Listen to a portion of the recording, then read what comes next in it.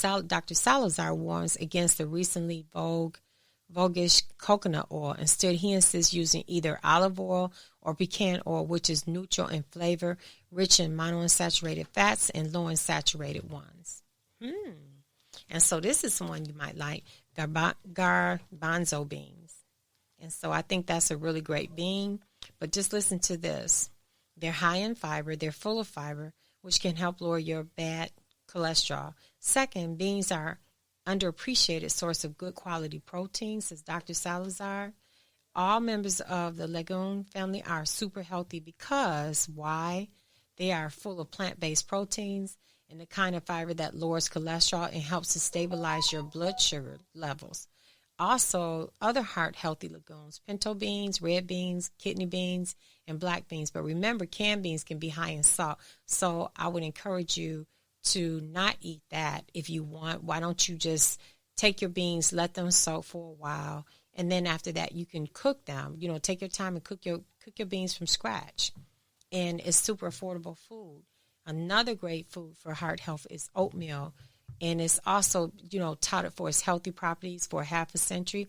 Fiber-rich oatmeal cuts down on cholesterol absorption, and it contributes to gut health. Oatmeal is a good source of healthy fiber, healthy fats, and proteins. Soluble fiber is really important for our digestive tract and keeping blood sugar levels stable. Quinoa is a whole grain rice, brown, black, and wild, or whole grain bread and cereal. Look at the nutritional label and make sure whole grain is the first ingredient if you're going to buy quinoa. Salmon. The American Heart Association recently reaffirmed its long-standing recommendation to eat fish, especially salmon and other type of oily fish, high in omega-3 fatty acids twice a week to stave off the risk of heart failure, stroke, and other coronary diseases. And you can bet in this house, in my home, if it's cold outside, we're baking it in the oven, wrapping it up, and we're baking it. We're basting it in olive oil. We're putting all the natural seasonings on it. We're cooking it, and we're going to eat that for 2 days. And then when it's really nice, I buy a big slab.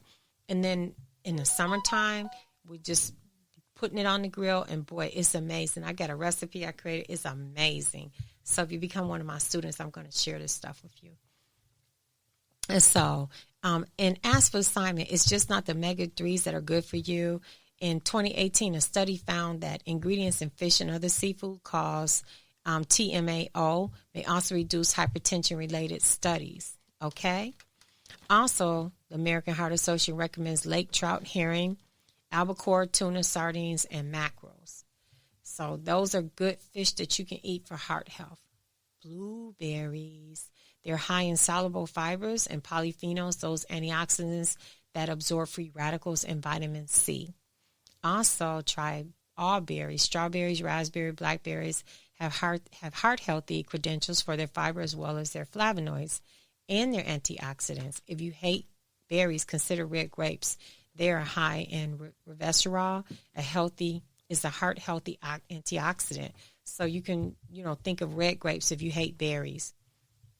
Another one is broccoli and Brussels sprouts. Though most veggies are great for cardiovascular health, broccoli and Brussels sprouts are ace players. A 2020 Australian study found Brussels sprouts are ace players, and that the study found that they are cruciferous vegetables, including cabbage, are linked to decline in blood vessel disease. They are high in disease-fighting flavonoids and carotenoids, as well as cholesterol-lowering fiber, because we look at broccoli as a superfood. Plus, like all vegetables, their low caloric density means you can eat a lot without tipping the calorie scale. You want to aim for such foods as part of a balanced diet because they're going to help with safety. Also try spinach, kale, baby greens, Swiss chards, collard greens. The consensus is that these 3 servings a day of dark green leafy vegetables reduce your total risk of cardiovascular disease or diabetes. And guess what else? It's really great for your digestive tract as well, keeping it clean. Almost through. Chili peppers. These hot little guys, they're high in substance called capsaicin. And it's what sets your mouth, you're going to be hot. Your mouth going to be on fire. But it also, one of the benefits, the trade-off, but it also has an anti-inflammatory antioxidants and blood glucose regulating effects. And it's good for your heart. A 2020 study found that 570,000 people found that those who ate chili peppers had a whopping 26% lower risk of cardiovascular mortality than those who rarely or never ate the peppers. What is more, though not clearly as rich in capsaicin, are the super hot variety sweet green and red peppers are also good sources of the mighty C, the capsaicin. And the last system, we all the way down to the last system, the urinary system, the kidney, the kidneys, the urethra, the urinary bladder, and the urethra. It's the ureter, the urinary bladder, and the urethra. This system is responsible for eliminating waste products of the metabolism and other materials from the body that are of no use. The system is also responsible for maintaining the balanced fluid volume in our bodies by regulating the amount of water that is excreted, maintaining the concentration of electrolytes and normal pH balance of the blood. Diseases and disorders of the urinary system include nephrosis, bladder cancer, uritis, bedwetting, urinary and kidney stones, and infectious renal failure, incontinence, blood in the urine, and interstitial cystitis. We don't want to do that, so let's eat healthy. There are many health benefits to eating berries such as strawberries, raspberries, blueberries, blackberries. All these berries are loaded with a compound known as flavonoid, which has been shown to help fight bacterial infections, like the kind of bacterial infections that cause an irritating urinary tract infection. So what do? We start eating high-fiber foods. That's what we do. Foods that are high in fiber, such as bananas, beans, lentils, nuts, oats, and other grains that help remove harmful bacteria from the body. They also encourage regular bowel movements, which can relieve some bladder pressure. Okay? But let's look at what? Let's look at what. We always say what, how. Let's look at what right now. Pears, they are good. They're a good fall fruit. They generally begin to ripen in September and sometimes October, depending on the region. Pears are a good source of fiber and about 100 calories per serving. Bananas, typically available in grocery stores year-round. Bananas are great as a snack and topping for cereal or smoothies. Green beans, and that's one of my favorites, sauteed green beans. About 31 calories per 1 cup serving. Green beans will add some color to your plate. You can eat them raw. You can add them to salads or roast them with a little or no olive oil, or you can saute them. Winter squash. Do not let the name fool you. Winter squash are available both in fall and winter. Squash varieties includes acorn, butternut, and spaghetti. I love cooking butternut squash also. I just love it. It's so healthy for you. Potatoes. Need a bladder-friendly comfort food? When the weather cools down, try white potatoes or sweet potatoes. I love cooking sweet potato yams on a Sunday with greens. I love it. And some corn, too. Mixing all, I'm telling you, when you have all three of those varieties together, your digestive tract is going to be so healthy the next day.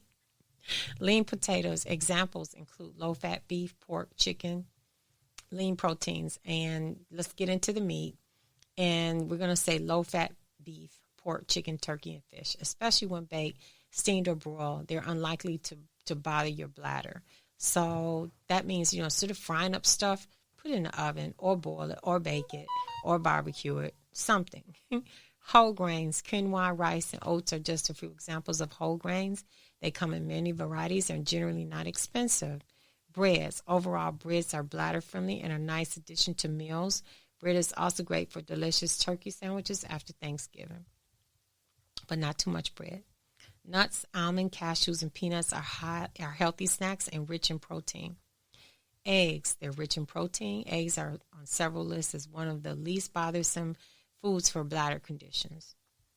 On our next podcast, because this is the end of this one, on our next podcast, we'll be discussing something that's near and dear to me, the endocannabinoid system, which is responsible for balancing all systems in the body.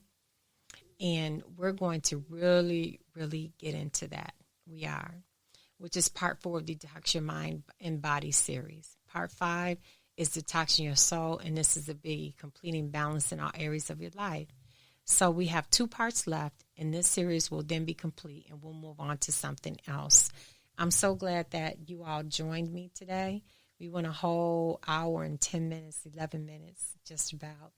And like I said, I'm going to be pushing through and getting through by continuing to do what I do, but to do it with excellence and a sense of urgency. And I will then know that I am really, really, really finding a way to remember my sister in the best positive way of what we always accomplished together, which was success. So with that being said, you know what time it is. I'm about to vacate the seat.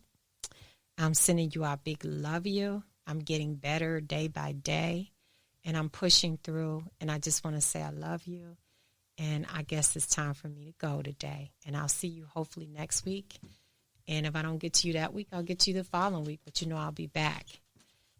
So I hope I never have a month and something hiatus again, but what I want to do is I want to operate with excellence. And with that being said, I love you guys, and I'll see you the next time.